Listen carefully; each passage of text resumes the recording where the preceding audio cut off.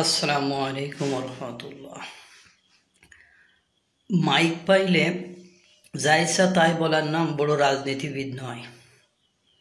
সামনে কিছু দর্শক থাকলে হ্যাঁ হ্যাঁ জি জি করলে তার নাম রাজনীতি হয় না। মানুষকে বুঝতে হবে। কেন এ কথা বললাম? সমন্বয়ক সার্জিস বলল, হিন্দুরা তাদের নিজেদের দুর্বলতার জন্য নিজেরাই দায়ী। গণ অভ্যুত্থান পরবর্তী সময়ে সংখ্যালঘুদের উপরে যে আক্রমণ হচ্ছে, সেই আক্রমণের জন্য নাকি হিন্দুরা নিজেরাই দায়ী। কেন? তার ধারণা তারা তাদের ভোট সারা জীবনে এক স্থানেই দিয়ে গেছে, অন্য কাউকে দেয় নাই। তারা ভোট সারা জীবন আওয়ামী লীগকেই দিয়েছে। এই দুর্বলতা থেকেই তাদেরকে এই সমস্যার সম্মুখীন হতে হচ্ছে। আমি আজকে বিশ্বের যেসব বড় বড় মুসলিম রাষ্ট্র আছে, যাদেরকে আমরা অনুসরণ করার চেষ্টা করি, তাদের অবস্থা এবং বাংলাদেশের মানুষের অবস্থা একটু তুলে ধরার চেষ্টা করব। জানি না কতটুকু পারব।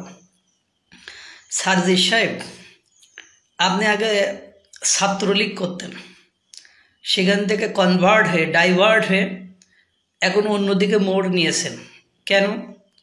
কারণ আপনার মনে হয়েছে আপনি যে সুযোগ সুবিধাগুলো চান বা আপনার যেগুলো চাহিদা, সেই ডিমান্ডগুলো তারা পূরণ করতে পারছে না, বা তারা এখন প্রতিকূল অবস্থায় আছে, সেখানে আপনি খুব সুবিধা করতে পারবেন না।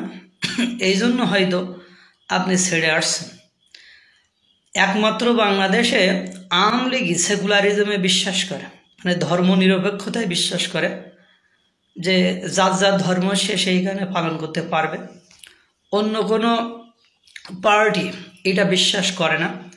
যদিও বিএনপি আগে বিশ্বাস করত, বা এখনও বিশ্বাস হয়তো করে, কিন্তু 4 দলীয় জোট করায় তাদেরকে তারা সেই জায়গাটা থেকে তাদের দুর্বল করে ফেলেছে, যে কারণে আওয়ামী লীগের আর জায়গা ছিল না যে অন্য কোনো জায়গায় ভোট দেওয়ার। এখন কথা হলো, কেননা মানুষ ভালোবাসার কাঙ্গাল। মানুষ পৃথিবীতে স্বভাবতই জন্মগতভাবে স্বার্থপর, যে যেদিকে স্বার্থ পাবে সেই দিকেই যাবে।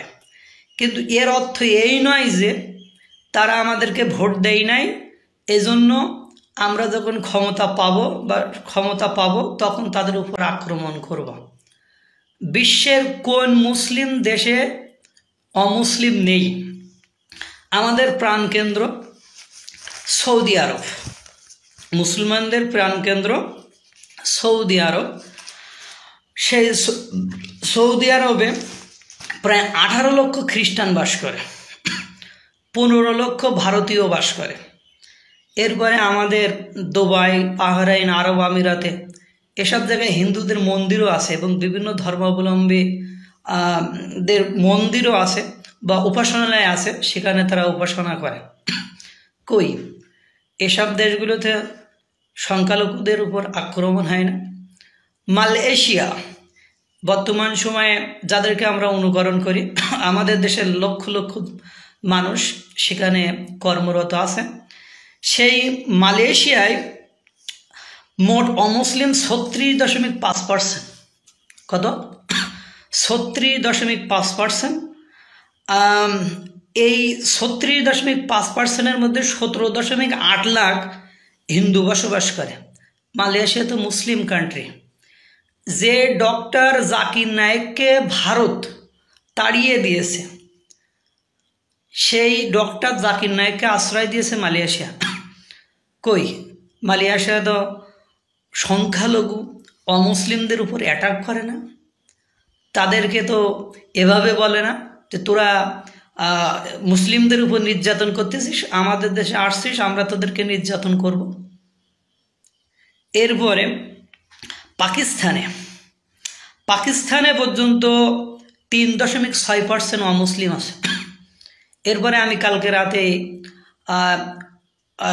গুগল ঘেটে দেখলাম আফগানিস্তান, সেখানেও 1% অমুসলিম অর্থাৎ হিন্দু আছে।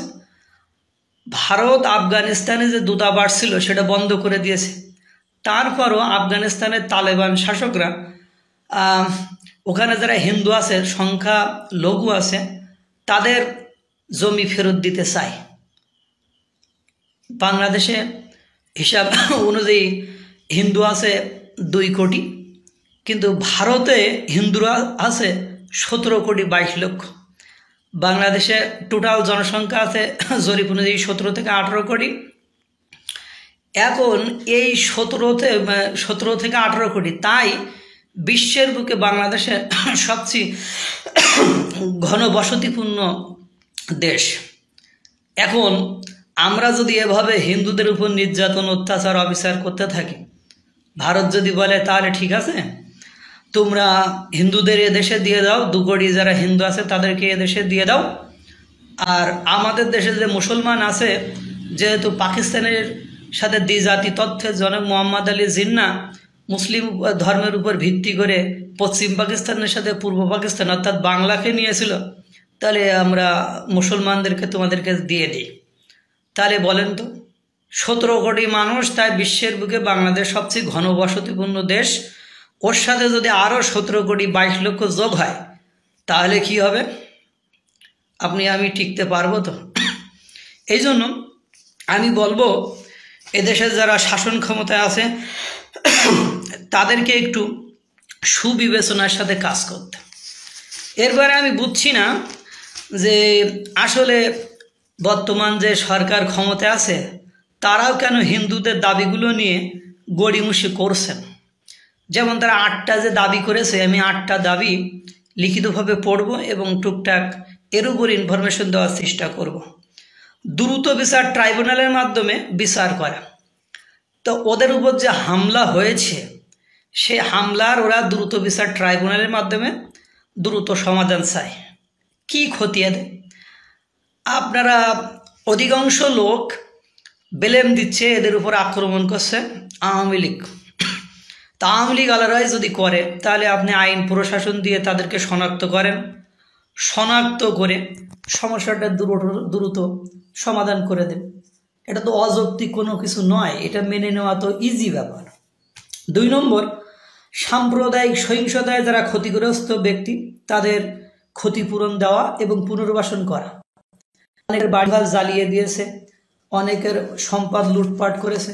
আমাদের অঞ্চলেও একজনের বাড়ির চাল, থালা পর্যন্ত, বাসন পর্যন্ত, যে পাত্রে রেখে ভাত খাইতে হয় সে বাসন পর্যন্ত নিয়ে গেছে। এমন হতেও পারবে টিনের চাল খুলে নিয়ে যাওয়ার উপক্রম হয়েছে।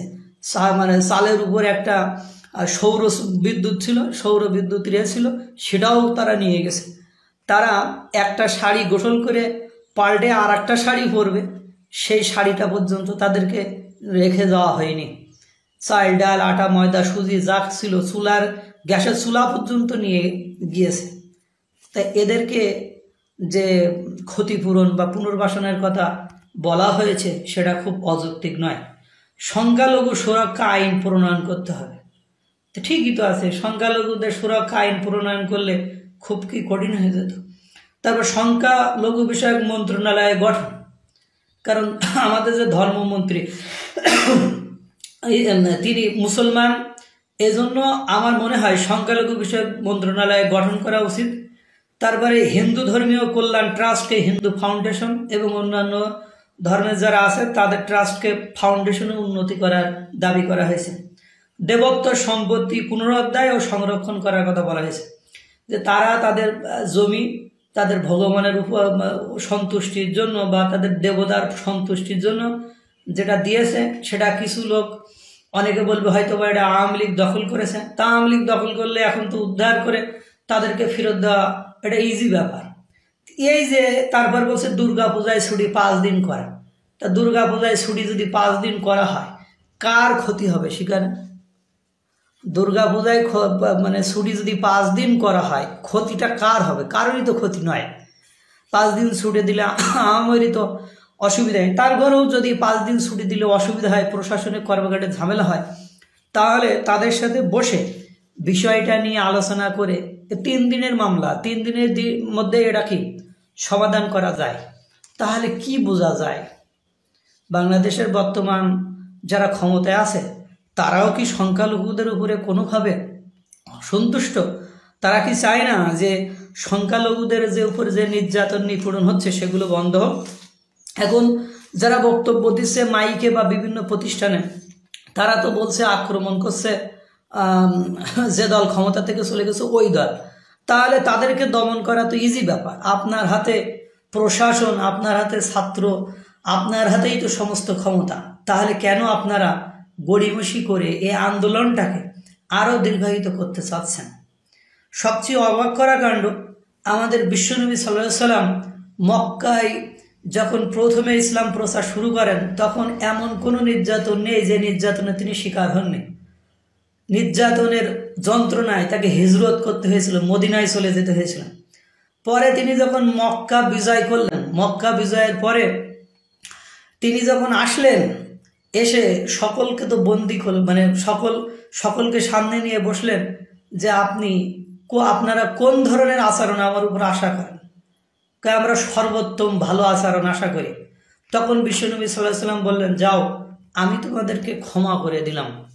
তো যখন একথা বলছে তখন মানুষ বিশ্বনবী সাল্লাল্লাহু আলাইহি সাল্লামের ক্ষমার আদর্শ দেখে তারা তার আদর্শে, তার আচরণে সন্তুষ্ট হয়ে অনেকে তখনই ইসলাম গ্রহণ করেছিলাম। ইসলাম জোর জবরদস্তি করে কারোর উপর চাপিয়ে দেওয়াকে পছন্দ করে না। আল্লাহ তাআলা সূরা কাফিরুনে বলেছেন, লাকুম দীনুকুম ওয়ালিয়া দীন, যে তোমার ধর্ম তোমার, আমার ধর্ম আমার। তাহলে কেন ইসলাম ধর্মের কোথায় লেখা আছে জোর করে কাউকে মুসলিম করা? জোর করে মুসলিম করে আপনার লাভ কি? সে যদি অন্তর থেকে আল্লাহকে মেনে না নেয় তাহলে কি লাভ? যেমন একজন মুসলমান, সে যদি মনে মনে আল্লাহকে ঘৃণা করে লোক দেখানোর জন্য নামাজ পড়ে, তাহলে এই ইবাদত কবুল হয় না। সেখানে একজন অমুসলিমকে জোর করে আপনি মুসলিম করতে চাচ্ছেন, কি লাভ, কি ফায়দা? যারা করতে চাচ্ছেন তাদের কি ফায়দা?